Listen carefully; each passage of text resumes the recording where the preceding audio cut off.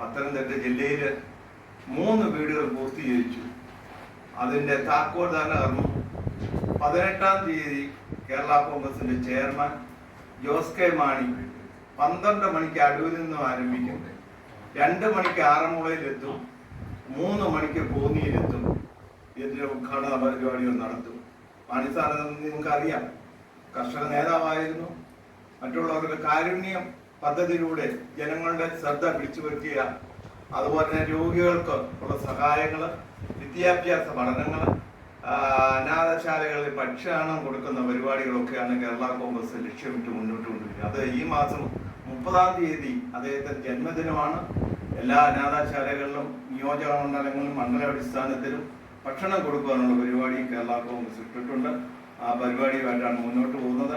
ഞങ്ങളെ സംബന്ധിച്ചുള്ള 5 വീടുകളാണ് ജില്ലയിൽ കൊടുക്കുന്നത്. റാന്നിയുടെ വീട് 2 മാസത്തിനകം പൂർത്തീകരിക്കും. തിരുവല്ലായിലും ഉടൻ തന്നെ അതിന്റെ പൂർത്തീകരണത്തിലേക്ക് കടക്കും. അങ്ങനെ 5 വീടുകൾ ഈ ജില്ലയിൽ വെച്ചു കൊടുക്കുകയാണ്.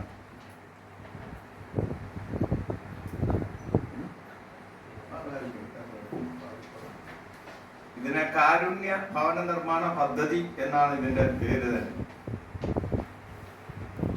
പത്തനംതിട്ട ജില്ലയിലാണ് ഇപ്പം സംസ്ഥാന ജില്ലകളിൽ വെച്ച് ഏറ്റവും കൂടുതൽ വീടുകൾ തീർത്ത് പണി പൂർത്തീകരിച്ചത്. എത്ര വീടാണ്? ഇപ്പോൾ 3 വീടുകളാണ് താക്കോൽദാനം കൊടുക്കുന്നത്. 5 വീടുകളാണ് ജില്ലയിൽ കൊടുക്കുന്നത്. റാന്നിയിലെ 2 മാസം കൊണ്ട് പൂർത്തീകരിക്കും. ഒരു വീടിന് 11 ലക്ഷം രൂപ, 12 ലക്ഷം രൂപ, 9 ലക്ഷം രൂപ, ഇങ്ങനെ പല രീതിയിൽ കിടക്കുന്ന സ്ഥലത്തിന്റെ അനുസരിച്ചാണ് നമുക്ക് ചെലവായിട്ടുള്ളത്. ശരാശരി എത്ര സ്ക്വയർ ഫീറ്റ് കാണും? 850 സ്ക്വയർ ഫീറ്റ്, 1000 സ്ക്വയർ ഫീറ്റ് വരെ ഉണ്ട്. അല്ലല്ല, ഒരേ വലുപ്പമല്ല, എല്ലാം അതിന്റെ സ്ഥലത്തിന്റെ കടപ്പനുസരിച്ചാണ്.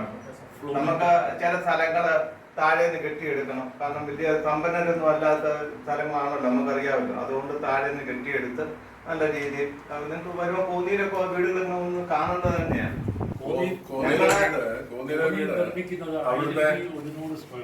അതെ, കോന്നിയിലേത് അവിടുത്തെ ഈ ഒരു ഭൂമിയുടെ കണക്കനുസരിച്ച് ആകെ ആ ആളിന്റെ വസ്തു റോഡിനടിവശത്ത് 28 അടി വീതിയേ ഉള്ളൂ. താഴോട്ട് 4 സെന്റ് സ്ഥലം. അപ്പൊ 28 അടി വീതി ആയതുകൊണ്ട് അവിടെ നമുക്ക് ഒരു ബെഡ്റൂമിനും ഒരു സ്റ്റെയർ കേസിനുള്ള സ്പേസ് താഴെ കിട്ടും. അപ്പൊ അതുകൊണ്ട് മാത്രം ഒരു വീടിനാവത്തില്ല. അതുകൊണ്ട് അവിടെ 2 നില വീടാണ് നിർമ്മിച്ചിരിക്കുന്നത്. അതുകൊണ്ട് അവിടെ 11 ലക്ഷം രൂപ ചെലവായി. 2 നില വീടാണ് അവിടെ ചെയ്തു. ചിറ്റാർ കൊടുകുടി. 11 ലക്ഷം രൂപ ഈ 1100 സ്ക്വയർ ഫീറ്റ് ഉള്ള വീട്. 1150 ആകുമെന്ന് ചോദിക്കുന്നതിനകത്ത് നമ്മൾ മെറ്റീരിയൽസ് സപ്ലൈ ചെയ്യാം, അല്ലാതെ നമ്മൾ ഒന്നിച്ച് കോൺട്രാക്ട് കൊടുത്ത് അല്ല. അപ്പൊ 1600 രൂപ ഒക്കെ ആകും സ്ക്വയർ ഫീറ്റ് എന്നാണ് നമ്മളൊന്ന് അന്വേഷിച്ച് മനസ്സിലാക്കി. നമ്മളവിടെ ചെയ്തിരിക്കുന്നത് മെറ്റീരിയൽസ് നമ്മൾ തന്നെ കൊടുത്ത് ലേബറിൽ തന്നെ 3 ലക്ഷം രൂപയെ ആ കോൺട്രാക്ടർ നമ്മുടെ കയ്യിൽ നിന്ന് പണമായിട്ട് വാങ്ങിച്ചു. അതാണ് ഇതിന്റെ ഞങ്ങളുടെ പാർട്ടിക്കാരും ലേബറായിട്ടും ഒക്കെ അവര് കഷ്ടപ്പെട്ടാണ്, അല്ലാതെ ഞങ്ങള് പിന്നെ കുറച്ച് പാർട്ടിക്കാരും കഷ്ടപ്പെട്ടാണ് ഇതിൻ്റെ അകത്ത് ജോലി ചെയ്താണ് ഈ വീടുകൾ. ഞങ്ങള് വലിയ പബ്ലിസിറ്റി ഒന്നും കൊടുത്തത്. പക്ഷെ ഞങ്ങള് 3 വീടുകളുടെ താക്കോൽദാന കർമ്മം ഈ 18-ാം തീയതി നടക്കും. നിങ്ങൾക്കറിയാം, ഞങ്ങള് പത്രത്തിലൂടെ വലിയ പ്രസ്ഥാന വിളംബരങ്ങളൊന്നും നടത്തിയിട്ടില്ല. അത് നടത്താൻ ഉദ്ദേശിക്കുന്നില്ല. നിങ്ങളുടെ ഈ 3 വീടുകളുടെ നിങ്ങളുടെ പത്രങ്ങളുടെ പ്രതിനിധികളെ വിട്ട് ഇത് അന്വേഷിക്കണം, ഇത് കറക്റ്റ് ആണോ എന്ന് ചോദിക്കണം. ഒക്കെ ചോദിക്കുന്നത് നല്ലതാണ്. കാരണം പലരും പത്രങ്ങളിൽ കൂടി പ്രസ്ഥാനം നടത്തിക്കൊണ്ട് പോകാറുണ്ട്. അത് നമുക്കറിയാം പലരെയും. അങ്ങനെ അല്ല എന്നുള്ള കാര്യം. അടൂര് ഭവനം ഏകദേശം 900 സ്ക്വയർ ഫീറ്റ് ഉള്ള ഭവനമാണ്. അത് ഉദ്ഘാടനം ചെയ്ത് നമ്മുടെ ജലവിഭവ മന്ത്രി തറക്കല്ലിട്ടത് റോഷി അഗസ്റ്റിനാണ്. അതിന്റെ ഉദ്ഘാടനവും 18-ാം തീയതി 3 വീടിന്റെ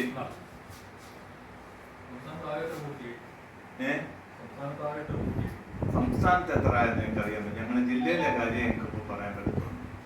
ഞങ്ങളുടെ ജില്ലയില് 5 വീടുകൾ വെച്ചു കൊടുക്കാറുണ്ട്. കോന്നിയിലെ വീട് ഇതാ.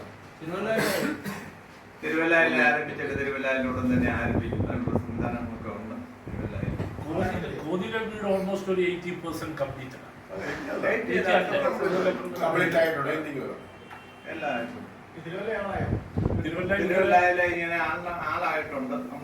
കൊടുക്കുന്ന ആളെ വ്യക്തിയെ അലോട്ട് ചെയ്യും. ഞങ്ങളുടെ എല്ലാ രീതിയിലുള്ള ഞങ്ങൾക്ക് സാമ്പത്തികം ഉണ്ടാക്കാനുള്ള ഇതൊക്കെ നോക്കണമല്ലോ. ഞങ്ങൾക്ക് ഒരു ഉപതെരഞ്ഞെടുപ്പ് വന്ന് നമ്മുടെ ജില്ലയിൽ ജില്ലയിലെ ഇതിനൊക്കെ സാമ്പത്തികം ചെലവാക്കി മാനദണ്ഡം തെരഞ്ഞെടുക്കുന്ന ആൾക്കാരെ തെരഞ്ഞെടുക്കുന്ന ആൾക്കാരെ വ്യക്തികളെ നമ്മൾ അവരുടെ അപേക്ഷ ക്ഷണിച്ചിട്ട് ആ നിയോജകമണ്ഡലത്തിലെ ആൾക്കാർ പോയി സ്റ്റഡി ചെയ്തിട്ട് മാത്രമേ ഉള്ളൂ. ഇവിടെ നമ്മള് കോന്നിയിലെ എക്സാമ്പിൾ അവിടെ 3 ആളുകളാണ് നമുക്ക് കണ്ടെത്തിയത്. ഈ മണ്ഡലം കമ്മിറ്റികൾ സജസ്റ്റ് ചെയ്യും ഇന്നാണ്. അപ്പൊ നമ്മൾ ഈ 3 സ്ഥലങ്ങളിലും അവിടുത്തെ ലീഡേഴ്സ് പോയി സന്ദർശിച്ചു.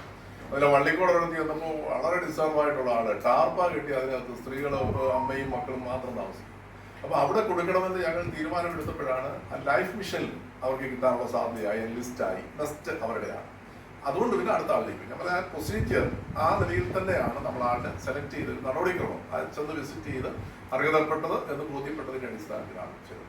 നമ്മളെ കറക്റ്റ് അപേക്ഷ ക്ഷണിച്ചിട്ട് മാത്രം പോയി നോക്കിയതിനു ശേഷമാണ് ഇത് ചെയ്തിരിക്കുന്നത്. നിങ്ങൾ തന്നെ വന്ന് കാണുമ്പോൾ അത് മനസ്സിലാവും. അതാത് നിയോജകമണ്ഡലം പ്രസിഡന്റുമാരുടെ നേതൃത്വത്തിലാണ് നടക്കുന്നത്. കോന്നിയുടെ നിയോജകമണ്ഡലം പ്രസിഡന്റ് ക്യാപ്റ്റൻ CV വർഗീസ്. കോന്നിയുടെ തെരഞ്ഞെടുപ്പ് പറഞ്ഞാൽ 3 ആപ്ലിക്കേഷൻ കിട്ടി. അതിൽ 2 പോയി സെലക്ട് ചെയ്തതിൽ 1 കൊടുക്കാമെന്ന് അവിടുത്തെ മെമ്പർ പറഞ്ഞ ലൈബ്രറി വീടുണ്ടെന്ന് പറഞ്ഞു. അതുകൊണ്ട് അവർ കൊടുത്തില്ല. കൊടുമുടി ചെന്ന് നോക്കിയപ്പോൾ വളരെ ശോചനമായ അവസ്ഥയാണ്. അവർ ആ വീട് ഞങ്ങൾ ഫോട്ടോ കാണിച്ചിട്ട് പഴയ വീട്. കാരണം 2 കുട്ടികൾ, പെൺകുട്ടികൾ, പ്രായമായ കുട്ടികൾ. അപ്പോൾ അവർക്കൊരു സ്വാതന്ത്ര്യമായിട്ടൊന്ന് കിടക്കാനും ഇരിക്കാനും തുണി മാറാനുള്ള അവസ്ഥ വേണമെന്ന് വിചാരിച്ചാണ് ആ വീട് ഞങ്ങൾ സെലക്ട് ചെയ്തത്.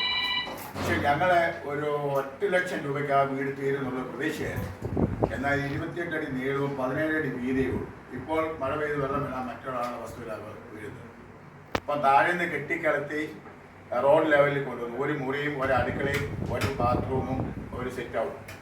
മുകളിൽ ഒരു റൂമും, ഒരു അറ്റാച്ച് ബാത്റൂം, ഒരു സിറ്റ് ഔട്ടും. 2100 സ്ക്വയർ ഫീറ്റ് ഉണ്ട്. പക്ഷെ മുമ്പേ പറഞ്ഞ പോലെ ചിലർ കട്ടള, ഞങ്ങളുടെ പാർട്ടിയിൽ തന്നെ ആൾക്കാർ കട്ടള സംഭാവന തരാറുണ്ട്, ജനൽ സംഭാവന തരാറുണ്ട്. അതെല്ലാം കൂടി വെച്ച് നോക്കുമ്പോൾ ഇതൊരു 16 ലക്ഷം രൂപയുടെ വീടുണ്ട്. പക്ഷെ ഞങ്ങൾക്ക് ഇപ്പോൾ 11 ലക്ഷം രൂപ കാശായിട്ട് ചെലവായി. അത് മാത്രമല്ല കോൺട്രാക്ട് അതിനകത്ത് ലാഭമൊന്നും എടുത്തിട്ടില്ല.